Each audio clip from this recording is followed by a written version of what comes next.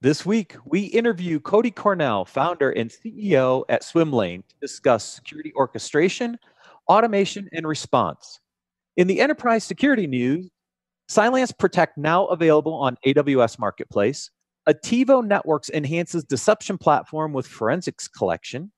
Cybersecurity market will reach $365.26 billion by 2026, and Elevate Security raises $8 million in Series A. So stay tuned for all that and more on this episode of Enterprise Security Weekly. This is Security Weekly, for security professionals, by security professionals. Broadcasting live from G-Unit Studios in Rhode Island, it's the show where we talk security vendors and aren't afraid to name names. It's Enterprise Security Weekly.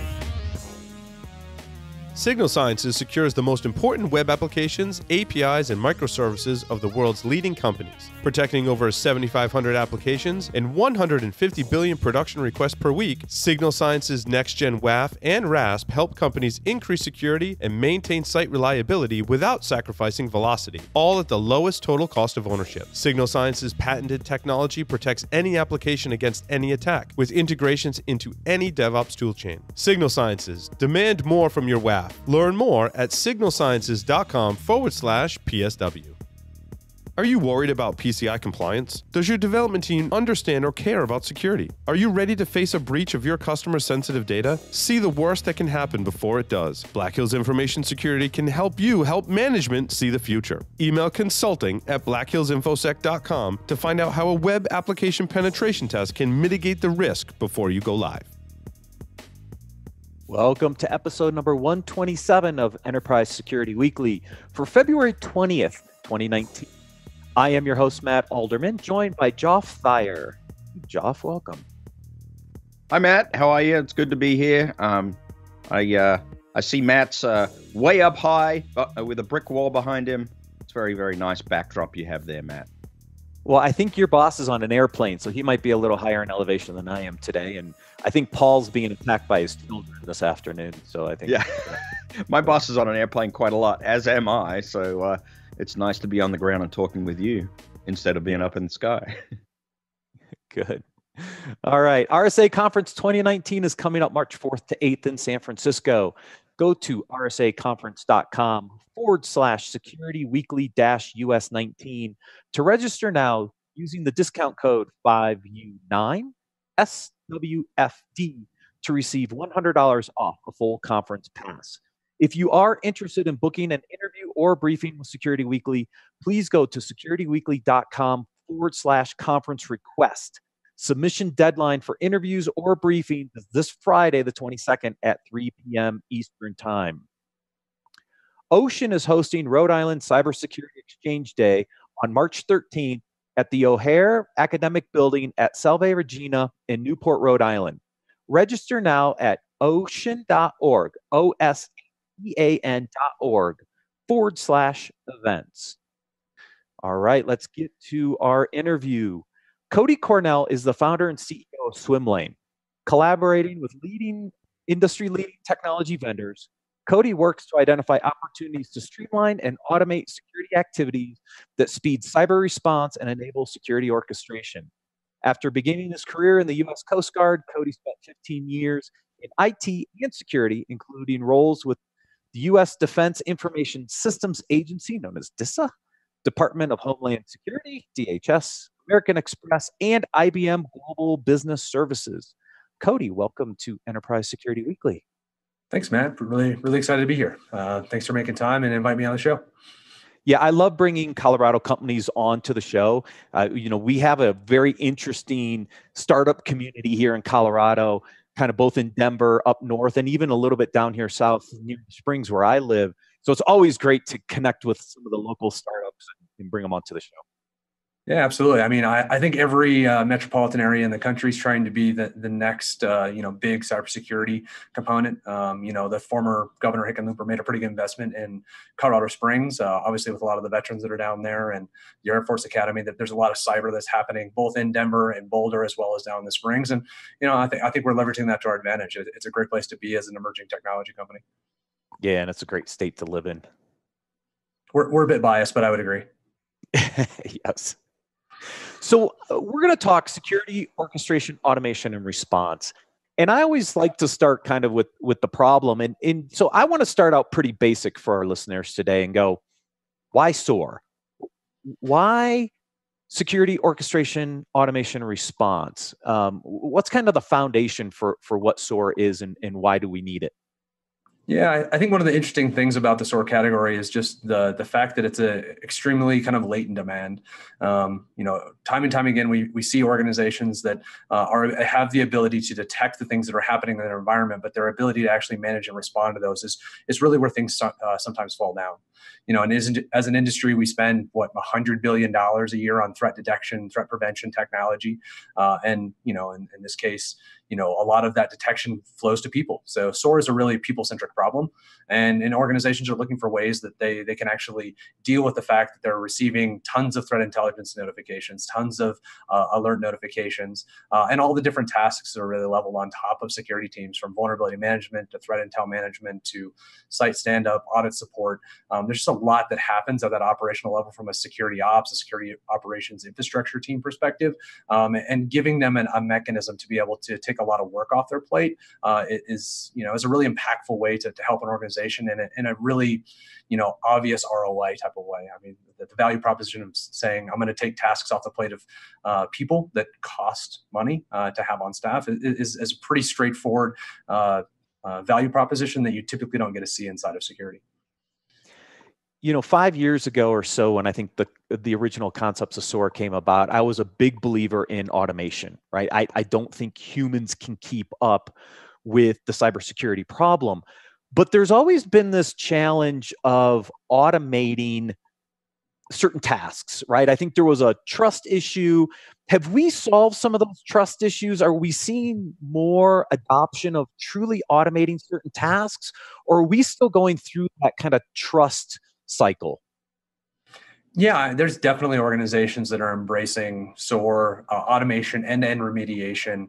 I think where a lot of people really start is, it's that data ingestion, normalization, enrichment, and things along those lines. It's less around how do I actually, go out and make changes inside of an environment? And I think that mentality shifted, a good 18, 24 months ago, where organizations that were really looking at how automation is going to change how they do day-to-day operations have embraced that remediation. There's definitely a trust but verify component of that. They want transparency and control over how SOAR platforms are making decisions in their environment. They want to know if there's an integration in a third-party system, they can inspect it. If you're using some type of algorithm or learning or anything on top of the platform, that they understand how those decisions are being made. But yeah, there's absolutely, people that are pushing content, policy updates, blocks, whatever you might want to talk about, disabling user accounts, quarantining hosts. That is happening in real time. And organizations that are doing that are they're maturing a lot faster because they are freeing up more time to spend work on more impactful tasks. Got it. So what do you need to make SOAR work? I mean, there's obviously a data component. There's got to be probably some correlation analytics work that's being done. And then there's a whole set of integrations to actually take action. Can we walk through kind of how do these systems work? What do you need to have in place in order to leverage a SOAR platform? Yeah, I mean, in some capacity, I mean, you have to have some level of detection, right? You have to have some ability to see what's going on in your environment. SOAR platforms they're not EDR plays, they're not network monitoring tools, they're not perimeters, they're not firewalls. They're really looking at the information that's making it to them, sometimes through the SIM, sometimes it's high fidelity alarms that are directly into those SOAR platforms. So you need to be doing some level of monitoring inside your environment, which, I don't think is a stretch for most organizations. They're doing some level of monitoring. Once that happens, you have to have the resources available to be able to make decisions. So a lot of times the process that we go through is when we talk to security analysts that are working inside of the SOC, we say, hey, when you see this data loss prevention event, or you see this threat intel notification from your ISAC, what are the things that you do? And sometimes that's really well documented. Sometimes that's tribal knowledge. Sometimes that's just expertise of the analyst. But we look at those things and say, these are the things that should happen. These are the data points that you need to add to the alert or the notification that you receive. And, how do you make a decision on that? Is it threshold based? Is it if 2 or 3 are present? Is it if it's not this particular user or this particular business unit? What are the decisions that are being made? And that's really how they're modeling out what happens in the SOAR platform. It's, we're taking that information in, we're enriching it from all the sources that an analyst would, if it's CLI, threat intelligence information, different portals that might be available to that user internally or externally to enrich that. And then they look at that data set and they make a decision. And that might be, remediation action, ticket generation, notification, or, hey, I'm going to go out and take a really proactive response to take something offline. Or to put it, in a spot, like a VLAN or some type of segmentation that protects it from the rest of the enterprise. So when we think about the integration with the SIM, because I think that's where most people think about a lot of the event data coming together to drive the incident response, which then becomes the integration point of SOAR. Is some of that enrichment and correlation done at the SIM? Is it done at the SOAR? Is it a combination of the two? Or does it depend on your particular environment, right? I'm trying to figure out we've seen some activity in the space where I think we're seeing some of that come together, but where do you draw certain lines with the SIM versus the SOAR platform? Yeah, I think organizations, typically when they think about SIM and they think of enrichment, obviously they're pushing their threat intelligence feeds and information into that. But SIM traditionally isn't really focused on grabbing ad hoc information at the moment that it's required, right? So you're sending data in, it's logging data, it's batch data, it's coming in, the correlation's there, the analytics is there. But when an analyst picks up an alarm from a SIM, there's generally a whole series of other things they want to add to it. So yeah, there's definitely enrichment that's happening. There's correlation that's happening. There's analytics that are happening at the SIM. But when I need to say, should I take this user offline right now? Yes or no?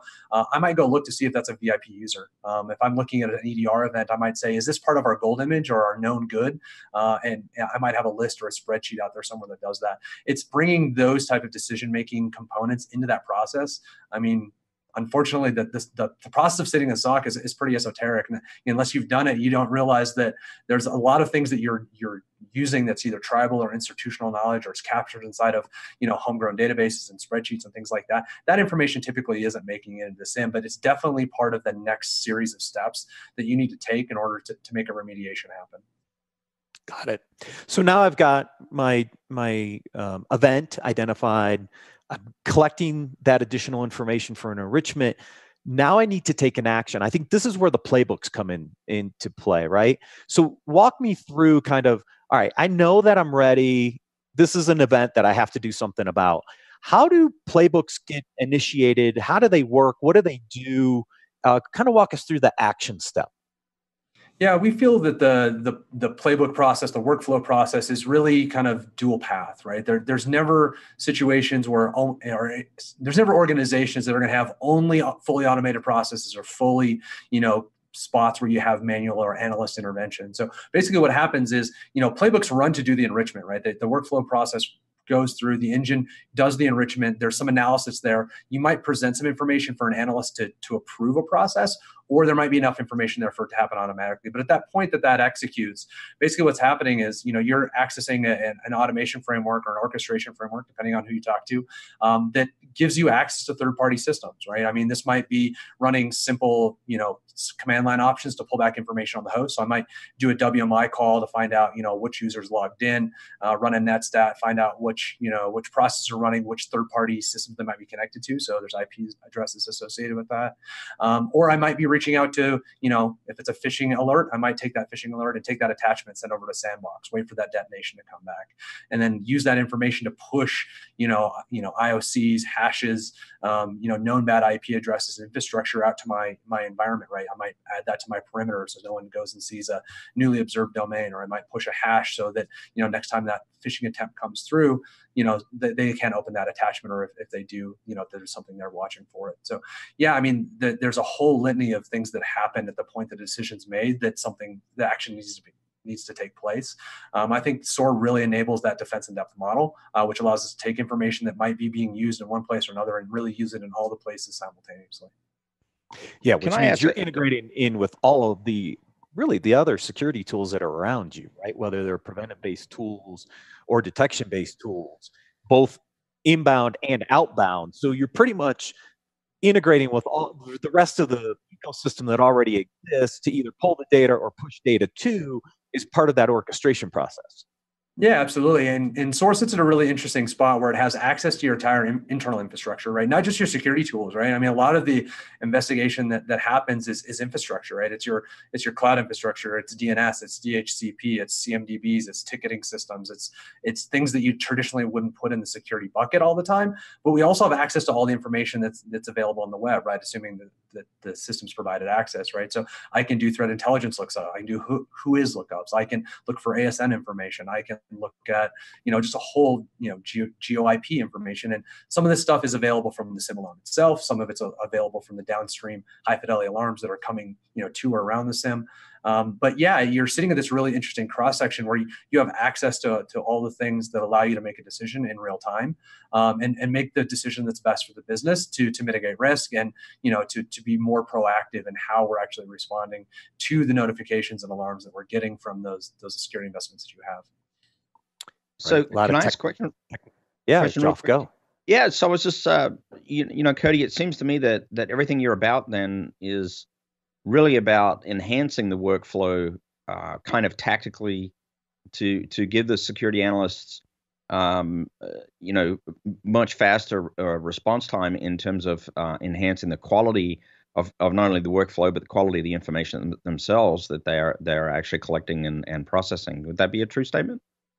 Yeah, absolutely. I mean, there's a lot of analyst enablement that happens there, right? There's taking those tasks that, generally take a long time, right? Dissecting a single phishing email takes 10, 15 minutes. The headers, the attachments, the sender, the body, any artifacts that are inside of the message, that takes time. So taking that work off their plate is really impactful from a day-to-day perspective. But also a lot of times, because organizations are overloaded with the amount of data that's coming their way, they're really responding, in my opinion, to kind of very late in the attack cycle, right? Where when someone connects to a C2 address, or something, some type of privilege escalation happens, or an unauthorized account is created, those are kind of symptoms of something else that's happened. So what automation is allowing folks to do is what we call kind of move to the left, which is, what are the leading indicators, leading notifications that, to use a business term, what are the KPIs that drive those bad security outcomes, and how can we start actioning those, as opposed to waiting for that moment where something bad happens? What are the precursors to that that allow us to really start taking action? Proactively is always hard, and that's what we're trying to help do. I don't think you can really predict attacks, but can you respond more proactively as things are happening in your environment? So you're not waiting for that moment where something bad is happening and you're responding, data exfiltration or otherwise. Yeah, it also strikes me that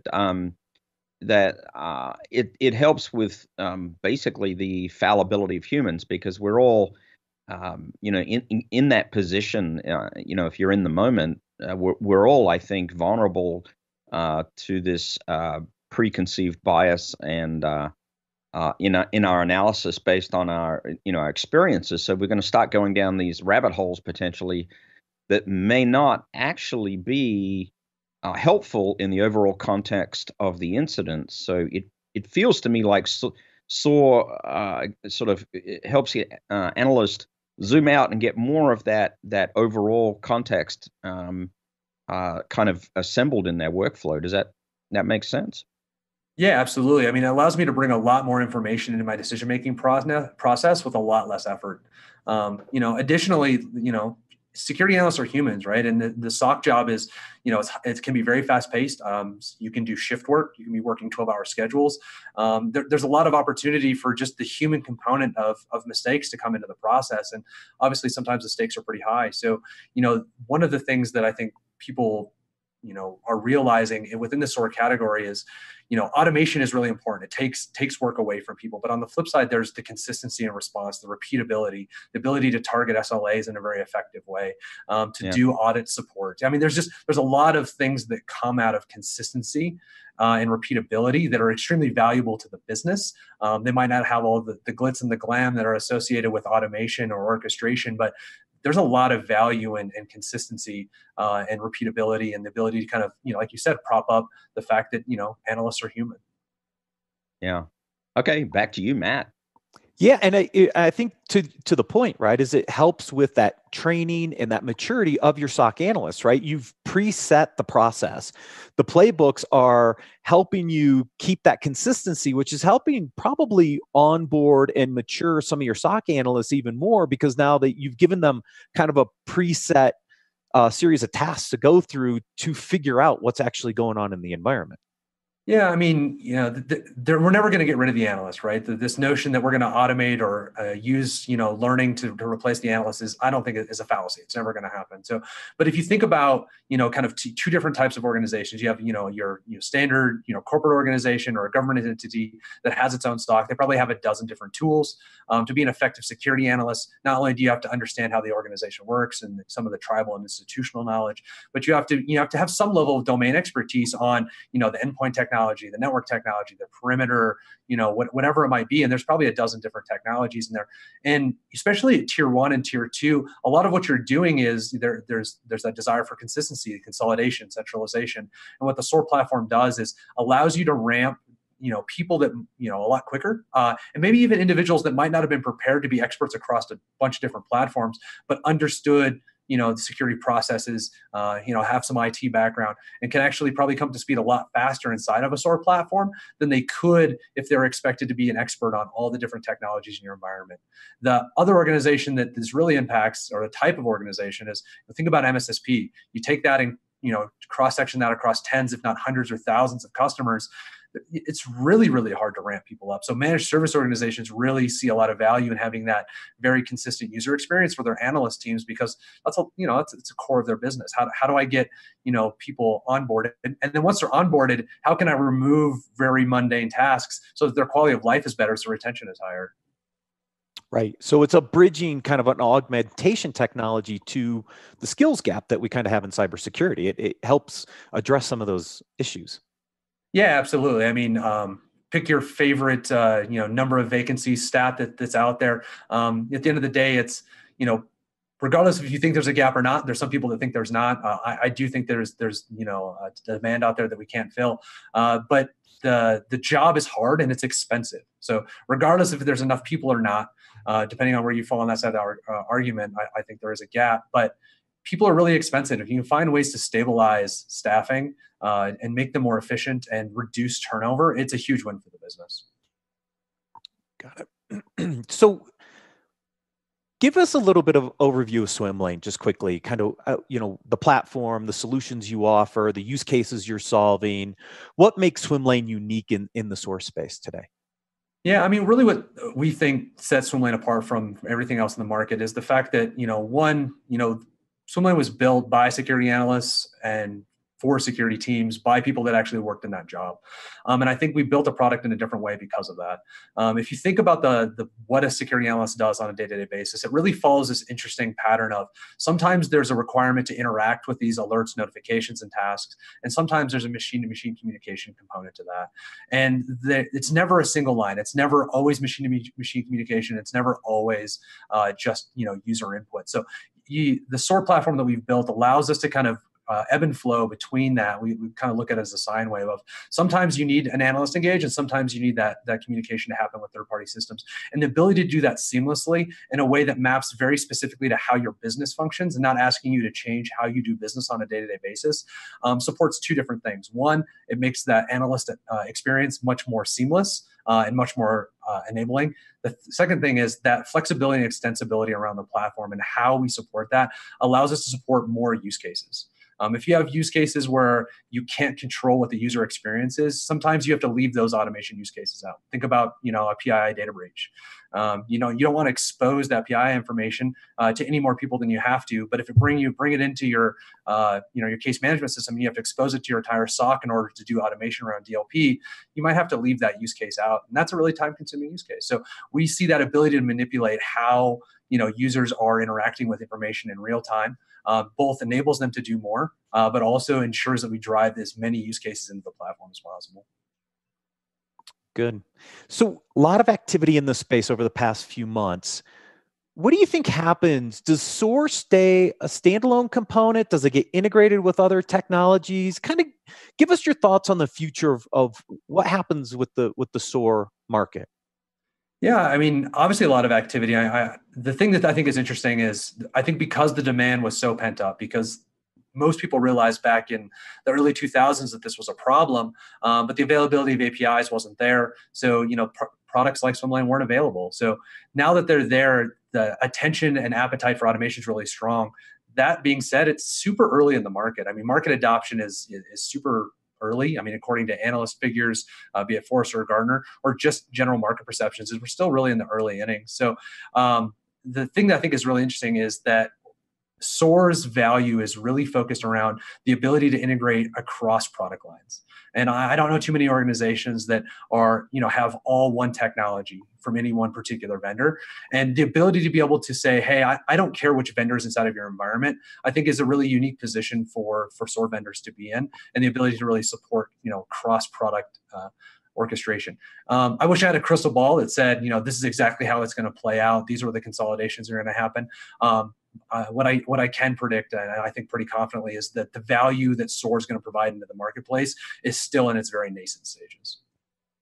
Yeah, and I think you bring up a good point, right? Is that independence of all the integration points. And if we see too much consolidation in the market, do we get too singular with a single vendor approach where we know security has been a very heterogeneous environment, right? We have lots of different solutions there. And so, having these solutions stay a little bit independent and allowing the integration with various solutions could be an advantage in those environments that are very different. Yeah, absolutely. I mean, I think one of the big demands that comes to the larger product portfolio companies is, not only do I need your technologies to talk to each other better, I also need them to talk to your competitors. And I know you don't want to hear that, but there is that moment where, my firewall vendor is not the same product line as my endpoint vendor, but I need to distribute the IOCs or the investigations that I have, or do some hunting activities across those things. And I need some consolidation there. And if I have to do that in two separate places, that's not efficient for me. I know that might not be the thing that we as vendors want to hear, but it's a truth. That's what customers are looking for. They want that ability to work across their ecosystem and have flexibility in which technology they have in their environment. Yeah. It Cody, kind if of people strikes me. want to learn, sorry, Joff, go ahead. Oh, I need a little bell or something I can ring. It actually kind of strikes me, Cody, just real quick, that SOAR as a concept's probably not new to most customers that you go into, because I suspect that their security analysts, especially the ones with a little bit of programming talent, have probably been doing it already. They just probably didn't have a label to actually tell their management chain exactly what they were doing, but somehow that management chain knew that they were getting value from it. So I'm guessing the sales process, once you actually kind of lay it out, is not too hard to demonstrate that value proposition. No, I mean, the value prop is amazingly straightforward. And, automation's not a new concept. I mean, I spent a few years as a mediocre Solaris administrator, and, you do a fair amount of, scripting to make that job, functional. And so, organizations have different, levels of investment they've made in building their own automation platform. Sometimes it's a series of scripts that they're running off the back of their SIM. Sometimes it's, something they're doing inside of their ticketing system. Sometimes it's, they've tried to build a system. And, the thing that they run into there is, what happens when that individual that's responsible for building and maintaining that system leaves? And how do we support that? And can we really build hundreds and thousands of integrations? And do we want to build our own playbooks? And can we learn from other people that are working on this with us?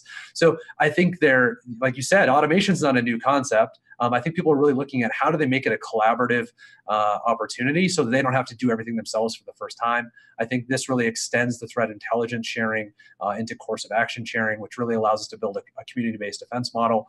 But along with that, the ROI proposition is, it's a no-brainer. I mean, takes 15 minutes to process a phishing email. If your organization gets 1,000 of those, you're paying for your SOAR investment in weeks, if not days, in most circumstances. And that's one of the hundreds of use cases that we see people implementing inside of these platforms.